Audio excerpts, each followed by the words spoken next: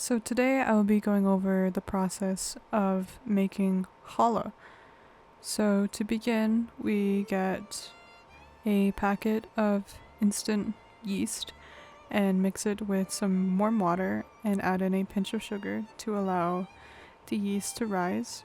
So you're going to want to mix in the yeast until it is fully dissolved, as we see here. After it is fully dissolved, we will set it aside for 10 minutes to rise. So here are 2 cups of flour,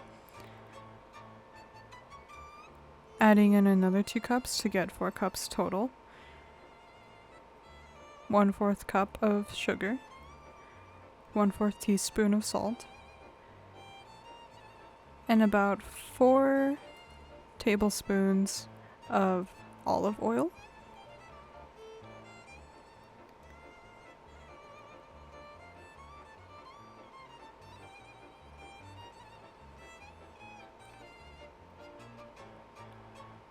And probably my least favorite part, 7 egg yolks, which are the main ingredient in challah, since it is considered an egg bread, which allows it to keep its moisture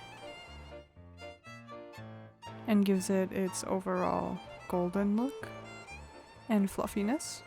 So after you combine them, it takes about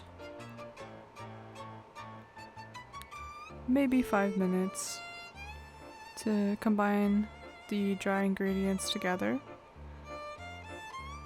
After mixing the dry ingredients, you add in the yeast mixture.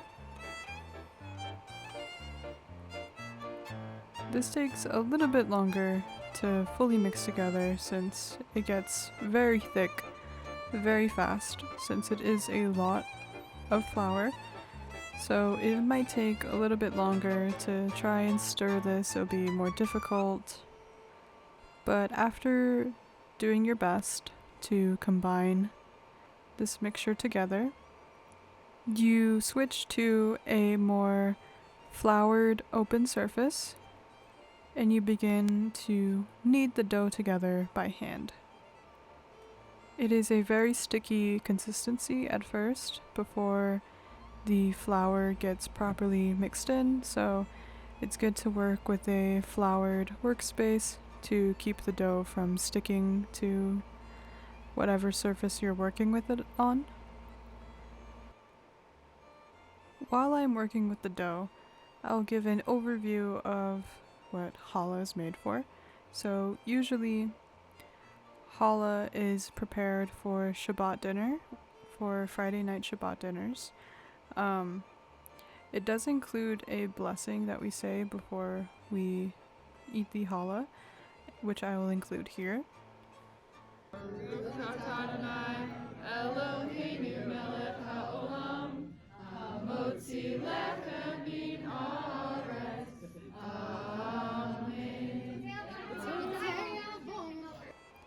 This is a clip from one of the last Shabbat dinners I attended at my college Hillel, and as you can see, it's a very well-known prayer.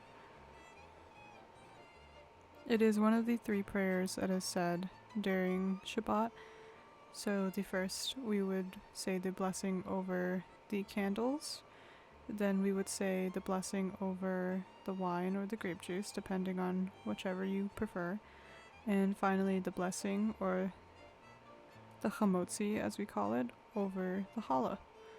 The chamotzi is directly referencing God bringing forth bread from the earth. The last phrase in the chamotzi is min haaretz, which means from the earth. So we recite this blessing as a way to be thankful for the bread coming from the earth to sustain us. The reason challah is called challah is because back in ancient Judaism, there was bread given to the Kohanim called challah, and the Kohanim were temple priests, and since they worked in the temple, they were not allowed to maintain jobs or anything to sort of keep a living, so many of the families would give them loaves of bread because it was seen as a direct commandment from God. After the temples were destroyed, this was not really followed until the ritual of breaking off a piece of the bread and burning it was considered a mitzvah. And this is seen as a family giving their portion of bread to the priests. The reason we celebrate Shabbat is to really separate the rest of the week from our day of rest, which is a direct reference to the Torah and how God created the earth in 6 days, and on the seventh day he rested. So it is seen as a commandment to take a day of rest and reflect and rebuild yourself over the busy week that you had. After the dough is done being kneaded, it will be moved into a bowl and set aside for about an hour to rise. So we cover it here. And this is after an hour, it has doubled in size. After it has risen in size, we take out 3 different clumps and roll them out to make 3 strands. Some people prefer to use 6 strands. I personally use 3 because I think it is easier to braid once it has been rolled out. As I said before, once you have the 3 strands laid out, you will begin to braid them together. Once these have been braided, we will set them aside for another hour to rise. And after they have risen for another hour, we will apply egg whites to the outside of the bread to give it a nice and golden texture and appearance after it is baked. Personally, this is my least favorite part since I hate using egg whites, but it provides texture to the bread. So after we have added the egg whites, we bake, and here is the finished result. See, it is very golden brown on the edges.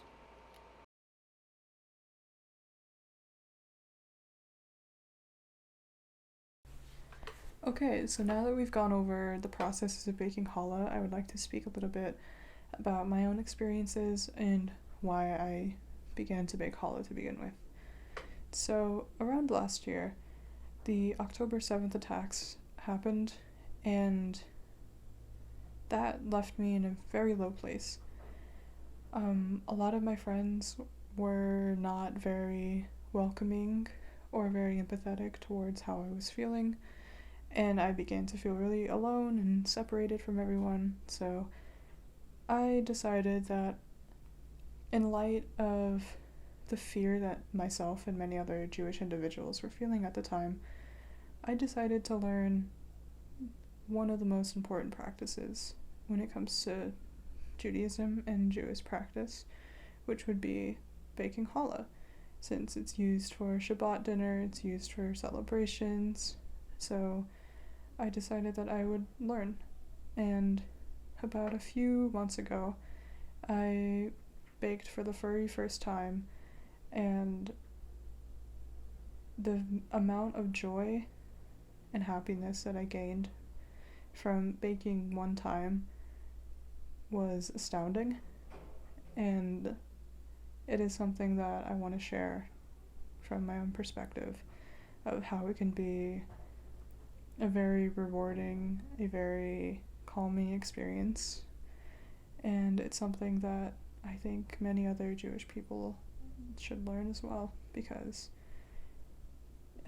it has a lot of meditative qualities in it to find peace within the crazy times that we live in, and I think it's a wonderful, wonderful thing to learn about as well.